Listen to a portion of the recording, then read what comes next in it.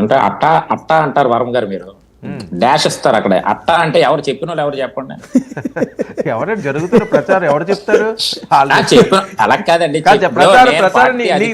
ప్రచారం జరుగుతుందా లేదా? కాదు వరం గారు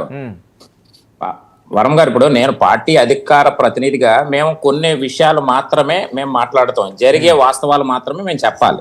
అనవసరమైన విషయాలు సరే, ఓకే, జరిగే వాస్తవాలే మాట్లాడతాం. ఒక డిప్యూటీ సీఎం ఉండగా లోకేష్ గారు ఒక డిప్యూటీ సీఎం అని ఎవరన్నారు? ఆయన చేయాల్సిన అవసరం ఉంది, పార్టీ బాధ్యతలు అప్పచెప్పాలని ఒకరు అన్నారు, లేదు సీఎంనే చేసేయాలని. మీ ఎంపీలు మీ మంత్రుల స్థాయిలు మీ ఎమ్మెల్యే స్థాయిలే కదా, ఇంక్లూడింగ్ క్యాబినెట్ మినిస్టర్ గారు. మరి ఇంకేంటి? ఇప్పుడు ఒకటే వరం గారు, ఎవరి సొంత అభిప్రాయం వాళ్ళు మాట్లాడుకుంటారు. సొంత అభిప్రాయం ఏంటి? పార్టీలో ఉన్న వాళ్ళు సొంత అభిప్రాయం అంటే ఇంట్లో మాట్లాడుకోవాలి. అలా కాదు వాళ్ళ సొంత వాళ్ళకి ఆలోచన అయితే మా నాయకుడు అయితే బాగున్నామో అనుకున్నారేమో, మనకైతే తెలియదు. ఇన్సైడ్ ఏంటి అని నేను అందుకనే కదా అడిగింది విజయ్. అలా కాదు మా వరకు అలాంటి ఆలోచన ఏమి లేదు. లోకేష్ గారు ఒకటే అన్నారు, నా అన్న సమానుడైనటువంటి పవన్ కళ్యాణ్ గారు అంటే అక్కడే మీకు అర్థం అవ్వాలి.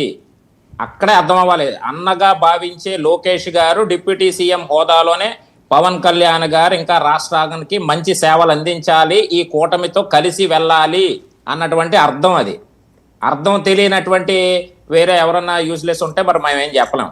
ఒకటే ఇక్కడ ఏదైనా కూటమి ప్రభుత్వానికి ఏదో చిచ్చులు పెట్టి మధ్యలో ఏదో పెట్టే బ్యాచ్ ఒకటి ఉంది. ఆ బ్యాచ్ ఎవరో కూడా కాదు. ఎందుకంటే ఇప్పుడు పాప ఏడుస్తూ కూర్చొని ప్రజలు శుభ్రంగా బట్టలు ఇప్పేసి చీపురు గట్టలతో తన్ని పంపించేశారు, సిగ్గు లేకుండా ఉన్నారు. పాప వాళ్ళకి ఏం చేయాలో తెలియక ఇలాంటి ఏదో పొల్లలు పెట్టాలన్నటువంటి ఒక ఆలోచన ప్రయత్నాలు అది చేస్తూ ఉన్నారు. ఇప్పుడు అలాంటివి మేము పట్టించుకోవాల్సిన అవసరం లేదు. ఈరోజు చంద్రబాబు నాయుడు గారు పవన్ కళ్యాణ్ గారు బాండింగ్ ఇది ఎవడో విడగొట్టలేనిది, అందులో no doubt at all. Lokesh గారు ఈరోజు ఒక అన్న సమానంగా పవన్ కళ్యాణ్ గారు చూస్తూ ఉన్నారు.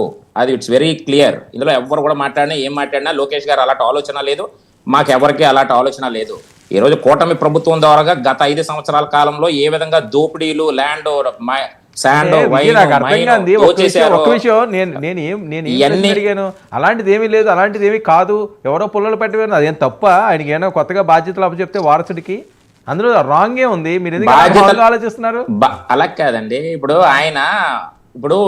విద్యాశాఖ మరియు ఐటీ శాఖ మంత్రి ఈరోజు ఐటీ రంగాన్ని ముందుకు నడిపించే దశలో, విద్యాశాఖను ముందుకు నడిపించే దశలో దాని మీద పూర్తి బాధ్యతలుగా ఆయన వ్యవహరిస్తా ఉన్నాడు. ఈరోజు ఎవరైతే నిరుద్యోగులుగా ఉన్నటువంటి యువకులకి ఆ చేదోడు వాదోడుగా ఉండి వాళ్ళకి ఉద్యోగ కల్పన కలిగించాలని ఈరోజు దావోస్ వెళ్ళి 6,33,000 కోట్ల పెట్టుబడులు తీసుకొచ్చి ఈరోజు 4.5 లక్షల ఉద్యోగ కల్పన కలుగుతా ఉంది. అది ఆయన తాలూకా విధానాలు. అంతే తప్ప ఏదో నేను సీఎం కొడుకును కాబట్టి నేనే నెక్స్ట్ అని ఆయనకు అలాంటి ఆలోచన లేదు, మాకు అలాంటి ఆలోచన లేదు. మాకు ఇచ్చినటువంటి ఇన్స్ట్రక్షన్ ప్రకారంగా ఆయన పని ఆయన చేస్తా ఉన్నాడు, మా పని మేము చేస్తా ఉన్నాం. అంతే తప్ప ఇందులో ఎవ్వరు కూడా ఊహించుకునేవలసినటువంటి అవసరం ఏమీ లేదు. వరం గారు అది ఏమి రాంగ్ కాదు అంటున్నాను, అదే రాంగ్ కాదు. ఆయనకి వేరే బాధ్యతలు అప్పచెప్పి ఆయన యాక్టివ్ చేయాల్సిన అవసరం పార్టీకి ఉంది కదా. తెలుగుదేశం పార్టీకి నెక్స్ట్ ఎవరు అంటే చిన్న పిల్లలు అడిగినా చెప్తారు లోకేష్ గారే, దానికి తప్పే ఉంది. అదేం రాంగ్ ఏం కాదు ప్రచారం జరగడంలోని. అది 5 సంవత్సరాల తర్వాత అవుతుందా 10 సంవత్సరాల తర్వాత అవుతుందా అన్నది తర్వాత అంశం.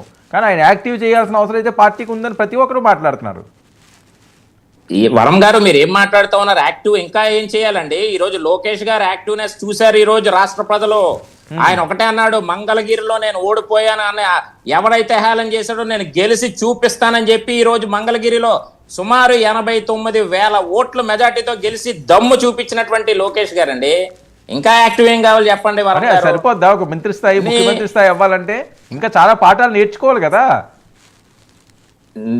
ఆల్రెడీ ఆయనకి వాళ్ళ తాతగారు అనుభవం, వాళ్ళ నాన్నగారు తాలూకా విధానం ఆయన నేర్చుకున్నాడు, వెళ్తా ఉన్నాడు.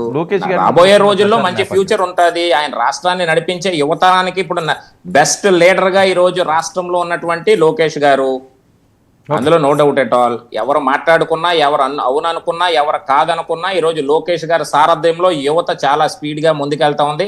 ఆయన మీద ఒక నమ్మకంతో ఈ రోజు యువత ఉంది. ఈ రోజు ఉద్యోగ కల్పనలో ఆయన ఇచ్చినటువంటి హామీలు ఏదైతే ఉన్నా నెరవేర్చే క్రమంలో ఈ రోజు లోకేష్ గారు ఉన్నారు. ఇంకేమైనా డౌట్స్ ఉన్నాయా మీకు? చెప్పండి వరం గారు. ఇప్పుడు నేను అంటుంది ఏంటంటే పొలిటికల్ ఏరాలో ఈ డిబేట్ డిస్కషన్ స్టార్ట్ చేసింది తెలుగుదేశం పాకెట్స్ నుంచి. ఎవరు ఫస్ట్ మన మహాసేన రాజేష్ గారు మొదలెట్టారు. సబ్సిక్వెంట్గా సోమిరెడ్డి గారు అండ్ వర్మ గారు, పిఠాపురం వర్మ గారు అండ్ శ్రీనివాసరెడ్డి గారు కడపలో చంద్రబాబు గారి సభ సమక్షంలోనే మాట్లాడారు ఆయన. అవును. తదనంతర పరిణామంలో దావోస్ పర్యటనలో టీజీ భరత్ గారు అబ్బాయి ఎవరు వెంకటేష్ గారు, టీజీ వెంకటేష్ గారు అబ్బాయి క్యాబినెట్ హోదా కలిగి ఉండి కూడా క్యాబినెట్ సహచరుడైన లోకేష్ గారి గురించి ముఖ్యమంత్రిని సంబోధించి మాట్లాడిన ఉదంతం అక్కడే కృష్ణగిరిగా తేటతెల్లం అవుతుంది. సో ఇక్కడ ఎవరో పనికిమాలిన వాళ్ళు చర్చ లేపారనే విజయ్ గారు అన్నంత మాత్రాన ఆ పనికిమాలిన వాళ్ళు మీరే తెలుసుకోండి, మాకు సంబంధం లేదు ఆ విషయం. ఎందుకంటే ఈ రోజు దాకా దాని మీద ఖండన అన్నది ఎక్కడా జరగలేదు. ఖండన అన్నది జరిగితే దాని మీద కాదు వరం గారు